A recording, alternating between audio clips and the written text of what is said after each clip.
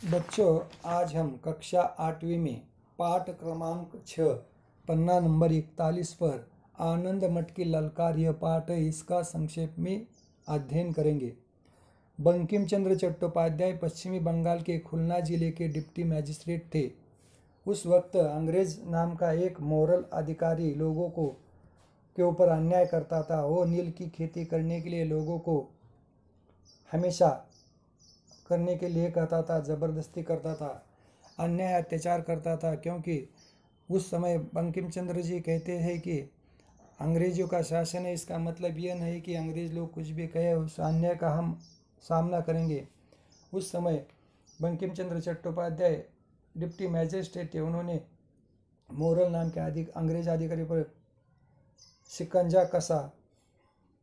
तब घुटने take take कर वो माफ़ी मांगने लगा, लेकिन न्याय का समाचार जंगल की तरह आग तरह चारों ओर फैल गया। अंग्रेज नाम का मोरल अधिकारी जंगल में भाग गया। तब उस वक्त उन्होंने मित्र ने कहा कि वो आपसे शिकंजे से तो भाग गया, लेकिन जंगली जानवरों उसे जिंदा नहीं छोड़ेंगे। इस तरह से अन्याय करने वाले लोगों पर शिकंजा कसने वाले डिप्टी मैजिस्ट्रेट बंकिम चंद्र चट्टोपाध्याय कहते हैं कि उस समय 1875 में कुछ दिन छुट्टियों लेकर वे आते हैं। रास्ते में ट्रेन में बैठकर प्रशासनिक जिम्मेदारियों को पीछे छुड़ाते हैं और विचार करते हैं कि उनकी विचारधारा देश की परिस्थितियों की ओर मुड़ गई। कहने को तो वे एक बड़े अफसर है, पर समूचे प्रशासन चक्र में उनका स्थान क्या है। एक पेंच, हाँ ठीक ही तो है, एक पहिया चक्र अनेक पेंचों से कसा रहता है, चलता तो पहिया है ना, पेंच तो नहीं। ठीक उसी प्रकार ब्रिटिश प्रशासन में उनका स्थान है, एक पेंच की तरह। इस तरह से मायूस होने के बावजूद भी आज़ादी के स्वतंत्रता संग्राम में बढ़ते हैं। ब्रिटिश साम्राज्य सदैव तो रहेगा नहीं। ठीक है, 1857 के गदर में उन्होंने भारतीयों को मात खानी पड़ी, लेकिन उसका आगाज तो सब भारतीयों ने किया। दूसरा हल्ला बोलने का अब अवसर नहीं है। इस तरह से ऐसा सोचते हुए उनकी ट्रेन फसलों से लहलहाते खेतों की हरितिमा के बीच से गुजर रही थी।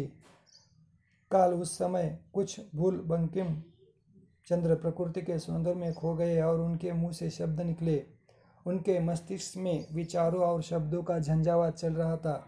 उन्होंने विचारों को वाणी दी और कहा, वंदे मातरम सुजलाम सुफलाम मलयज शीतलाम शस्य श्यामलम मातरम वंदे मातरम। उन्होंने शब्दों को गुनगुनाया। बंकिम ने सोचा कि इसे लोगों तक पहुंचाए कैसे। इस कविता के शब्दों को लोगों की आकांक्षा की अभिव्यक्ति थे, इसे लोगों तक पहुंचाना ही होगा, पर कैसे। उन्होंने आनंद मठ इस उपन्यास में इस कविता को लिखा और स्वतंत्रता संग्राम में देखते ही यह कविता के गीत स्वतंत्रता संग्राम का गीत बन गया। इस कविता के कारण आनंद मठ उपन्यास स्वतंत्रता संग्राम से जुड़ गया। तत्काल ही यह कविता आज़ादी का गीत बन गई और इसको गाने वाले लोगों की नज़रों में हीरो बन गए। बंकिम चंद्र चट्टोपाध्याय जी ने इस तरह सुजलाम सुफलाम मलयज शीतलम शस्य श्यामलम मातरम, इस वंदे मातरम को आनंद मठ इस कहानी में लिखा। इसीलिए इस कहानी का नाम है आनंद मठ की ललकार। इसके बाद हम क्या करेंगे, कुछ कठिन शब्दार्थों का अध्ययन करेंगे। भ्रांति, भ्रम, स्थानीय,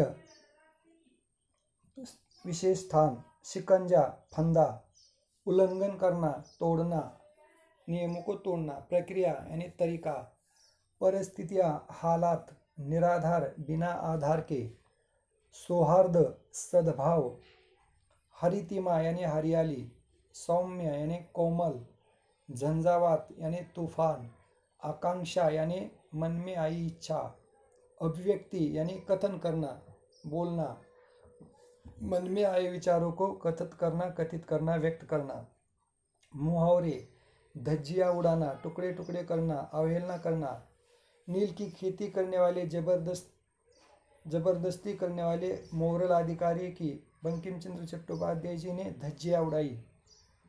खून खौल जाना, बहुत क्रोध आना, मोरल के ऊपर बंकिम चंद्र चट्टोपाध्याय जी का खून खौल उठा। मात खाना, हार जाना, पाकिस्तान ने भारत से मात खाई। पाकिस्तान ने भारत से क्रिकेट खेल में मात खाई। पाठबोध रूपी प्रश्न, इन प्रश्नों के उत्तर दे। 1. बंकिम चंद्र चट्टोपाध्याय कौन थे? बंकिम चंद्र चट्टोपाध्याय खुलना जिले के डिप्टी मैजिस्ट्रेट थे। बंकिम चंद्र ने मोरल नामक अंग्रेजी के अत्याचारों से किसानों को कैसे मुक्ति दिलाई? बंकिम चंद्र चट्टोपाध्याय जी ने अंग्रेज नामक मोरल अधिकारी से मुक्ति दिलाई क्योंकि वो नील की खेती करने के लिए जबरदस्ती करते था, उसके ऊपर शिकंजा कसा। इससे मोरल नाम का अंग्रेजी अधिकारी भाग गया। अंग्रेजी सीखने का भारतवासियों को क्या लाभ हुआ? अंग्रेजी सीखने का भारतवासियों को ये लाभ हुआ कि प्रांतीय भाषाओं की बाधा के बिना अंग्रेजी से समूचे भारत के बीच जैसे एक सौहार्द भरा संबंध बन गया। बंकिम चंद्र ने अपने प्रसिद्ध गीत को जन जन तक किस प्रकार पहुंचाया? बंकिम चंद्र चट्टोपाध्याय जी ने अपने प्रसिद्ध गीत वंदे मातरम यानी सुजलाम सुफलाम मलयज शीतलाम शस्य श्यामलम मातरम, इस गीत को आनंद मठ के माध्यम से लोगों तक पहुंचाया। आनंद मठ उपन्यास के माध्यम से लोगों तक पहुंचाया। इन शब्दों का शुद्ध उच्चारण करें। धज्जिया, स्थानीय, अवहेलना, आतंक, शिकंजा, टिप्पणी, गंभीर, त्यागपत्र, प्रक्रिया, आत्मविश्वास, समृद्ध, परिस्थितियों, व्यवस्था, निराधार, हरितिमा, अलौकिक। च. पाठ का मौन पठन करने के पश्चात वह अंश उच्च स्वर में पढ़े जिसे पढ़कर आपको बहुत आनंद हो गया हो। जैसे वंदे मातरम। उनके मस्तिष्क में विचारों और शब्दों का झंझावात चल रहा था। उन्होंने विचारों को वाणी दी और कहा, वंदे मातरम सुजलाम सुफलम मलयज शीतलम शस्य श्यामलम मातरम वंदे मातरम। उन्होंने शब्दों को गुनगुनाया, सहज शब्द ही लय में बांधते चले गए। बंकिम ने सोचा, इसे लोगों तक पहुंचाए कैसे? इस कविता के शब्द लोगों की आकांक्षा की अभिव्यक्ति थे, इसे लोगों तक पहुंचाना ही होगा। आगे लिखित प्रश्न, मोरल कौन था? उसने क्या किया? मोरल अंग्रेजी नाम का अधिकारी था और वो लोगों के ऊपर जबरदस्ती करता था, उन्हें नील की खेती करने के लिए जबरदस्ती करता था, भारतीय लोगों के ऊपर अन्याय करता था।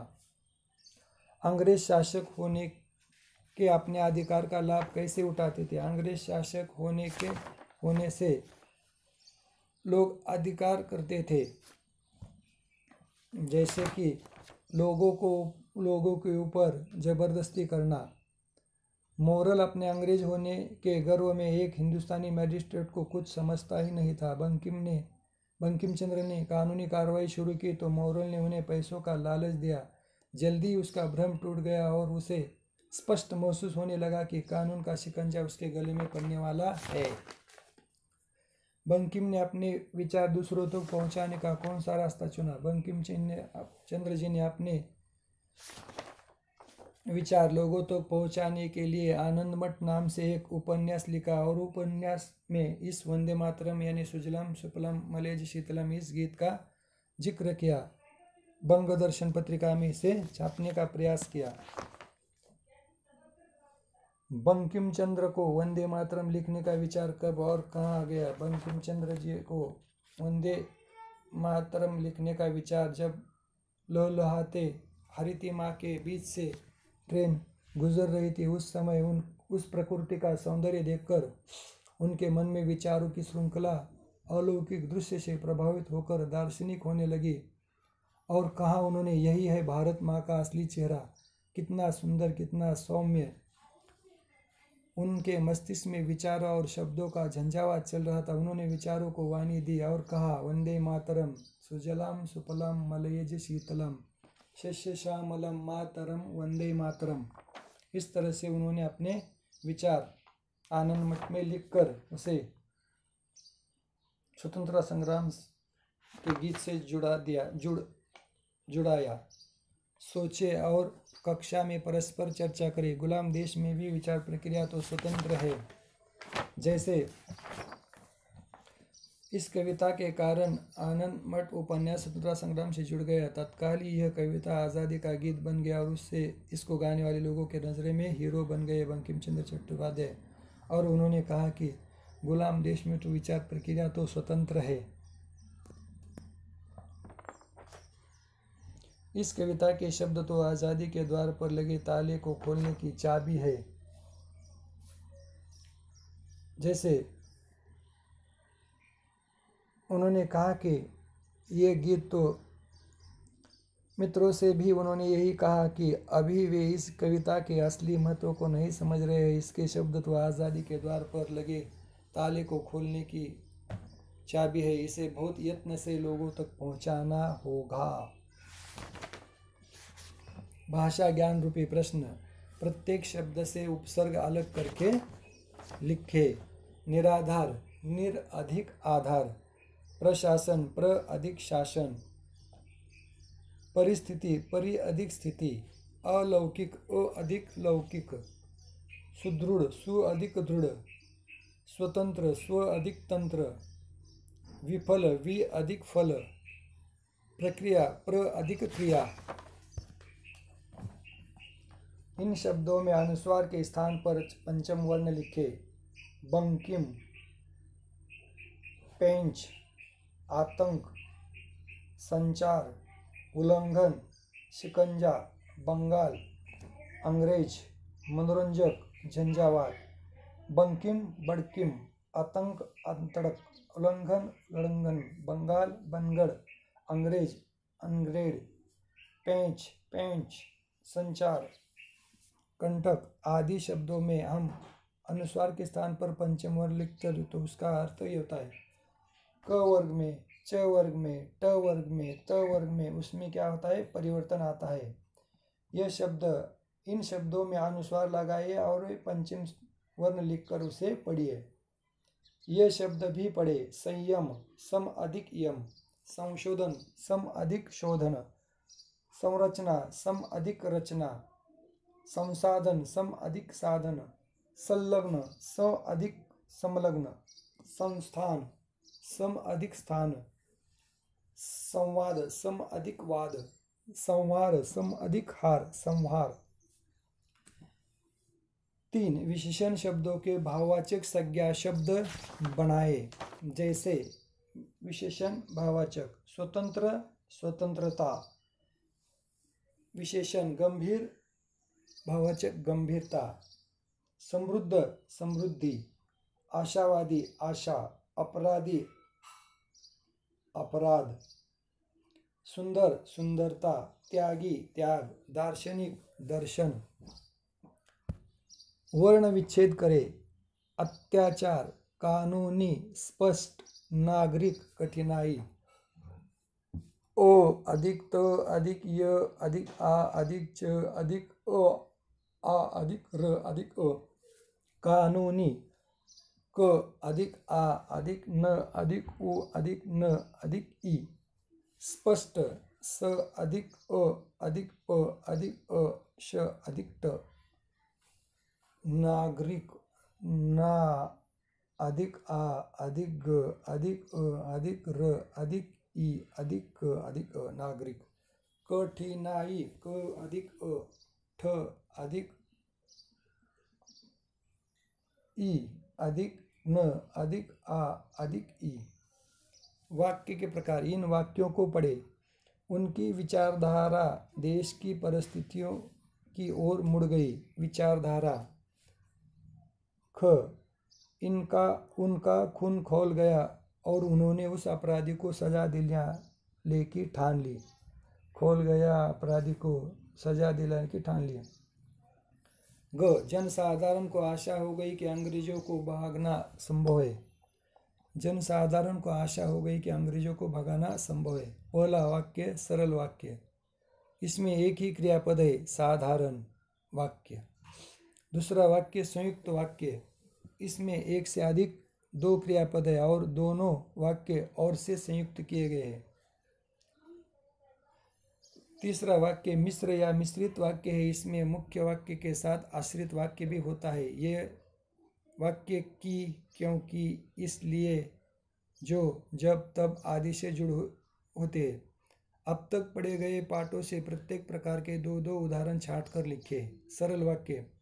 अत्याचार की यह कहानी उड़ते उड़ते बंकिम चंद्र की कानों तक पहुंची। कस्तूरी अपने मामा के यहाँ गई। संयुक्त वाक्य। अमृता बच्चे को खिलाती है तब बच्चा बहुत